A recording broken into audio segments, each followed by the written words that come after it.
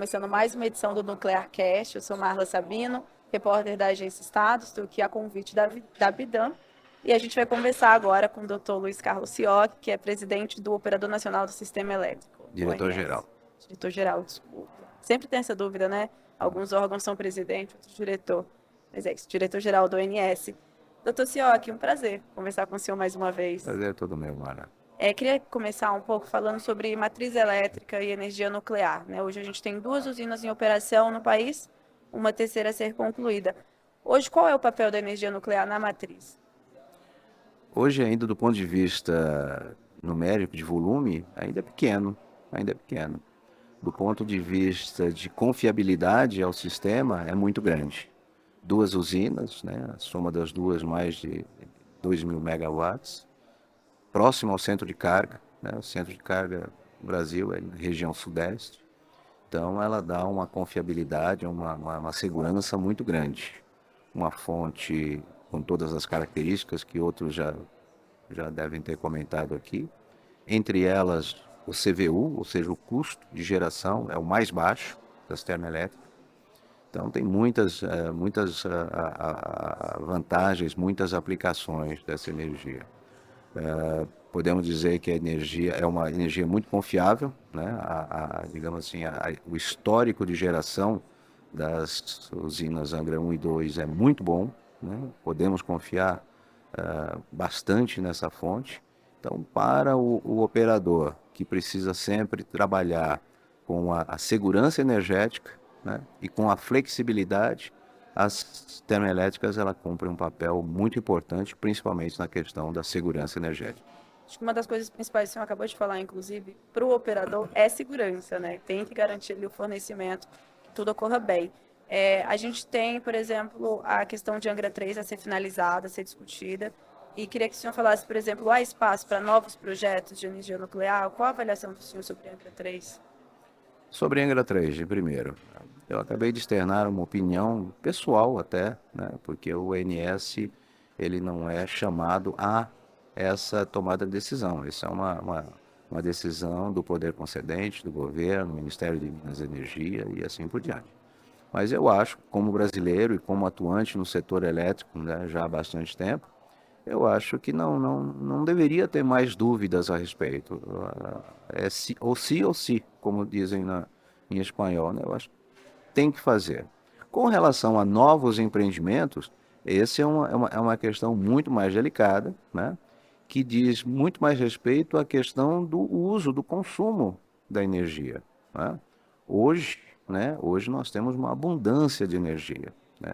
Hoje nós não utilizamos todo o parque já instalado, né? Então é necessário que se crie demandas para a energia elétrica para que a gente possa continuar crescendo com uma matriz diversificada como é a nossa, né? Nós temos todas as fontes de energia, energia hidráulica com reservatório, sem reservatório, usinas grandes, médias, pequenas. Nós temos energia térmica a gás, solar em abundância e crescendo rapidamente.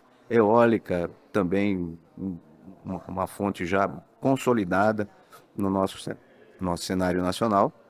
Então, a questão da expansão, né, da geração, essa é uma questão mais complicada. E ela passa também pelos estudos da EPE, passa também pelo planejamento do Ministério de Minas e Energia, mas, no meu ponto de vista, passa principalmente por uma criação, uma geração de demanda necessária ao país. Geração essa que traz um consumo que traz o próprio crescimento econômico, É isso né? que eu ia perguntar. Essa questão é que o senhor fala, por exemplo, criar demanda, está muito ligado ao crescimento do país como um todo, né? Exatamente, quer dizer, historicamente, do ponto de vista econômico, né, o crescimento econômico está intimamente ligado à questão do crescimento da demanda, do consumo.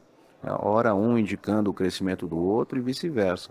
Então, o crescimento da economia é um crescimento, né, de consumo de energia elétrica, e eu acho que aí você poderia ter políticas públicas para incentivar o consumo de energia elétrica, como já se fez no passado, por exemplo, substituir caldeiras a óleo por caldeiras elétricas, coisas dessa natureza. Isso já se fez no passado. Isso também pode ser feito visando, por exemplo, um horizonte de transição energética, descarbonização, tudo mais. Eu acho que pode e talvez seja aí o grande pulo do gato. Ou seja, aliar esses dois grandes objetivos, né?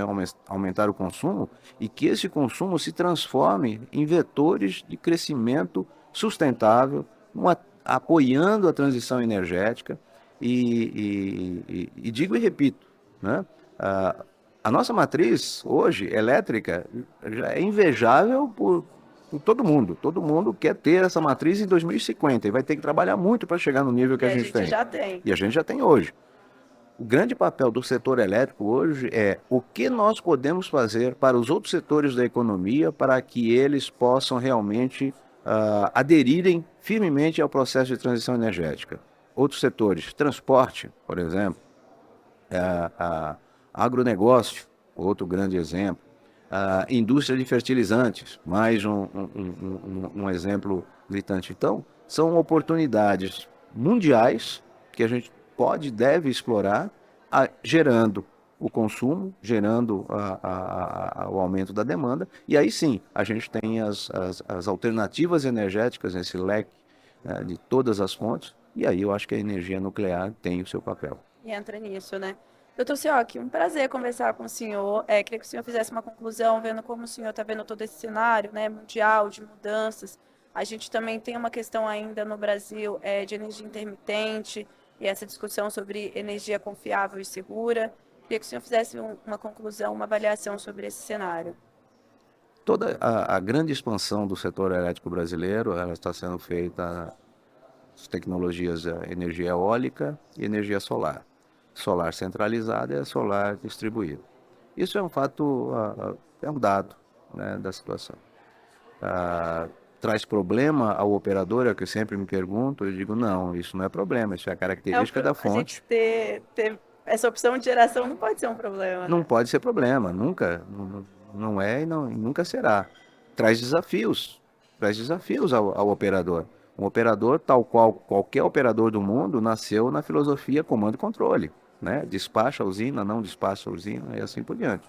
Então nós temos que adquirir essas competências, adquirir as ferramentas, e o ONS vem fazendo isso, no sentido de poder operar essas fontes da melhor maneira possível, atendendo a sociedade da melhor maneira possível. São fontes, essas intermitentes, que, por exemplo, né, o sol costuma nascer às 6 da manhã e se pôr às 6 da tarde, mais ou menos nesse horário. Isso gera uma rampa de energia que hoje já chega a quase 20 giga, 20 mil megawatts. Ou seja, o operador tem que ter a disponibilidade, está guardadinho lá atrás, 20 mil megawatts, para que na hora que o sol se pôr em todo o território nacional, entrando. Então, às vezes em 2 horas, 3 horas, você tem que injetar 20 mil megawatts. Então, aí é o espaço para as outras energias, não as intermitentes. De novo, né? Estamos aqui no evento da Bidan, a energia nuclear poderia ter um papel decisivo nesse ambiente, com zero de emissão de carbono, né? Óbvio que teria. Outras fontes, idem. Ou seja, a vantagem competitiva que o Brasil tem é ter esse leque bastante amplo de fontes de energia. Então, isso a gente tem que saber operar, tem que saber entender o momento histórico que o mundo está vivendo. As questões climáticas são importantes, né? Um painel hoje foi lembrado que para suportar eventos graves, né, provocados pelas intempéries, enfim, pelos eventos bruscos, De drásticos, né? magnitude que tem grandes impactos, né? Isso os pequenos reatores nucleares estão sendo vistos como uma opção. Eu acho que a gente tem que estudar e eu acho que a gente tem que ter assim uma visão técnica aliada a uma visão econômica, racional, para que a gente possa, setor elétrico, auxiliar os outros setores, né, e entregar para a sociedade a melhor solução, do ponto de vista de confiabilidade, do ponto de vista de resiliência, do ponto de vista de garantir o suprimento em todas as horas do dia, 365 ou 366 dias Por por ano, ano. depende, né? Não deve ser fácil operar o sistema, mas a gente tem a sorte de ter muita disponibilidade também, né? E muita diversificação. Não é fácil.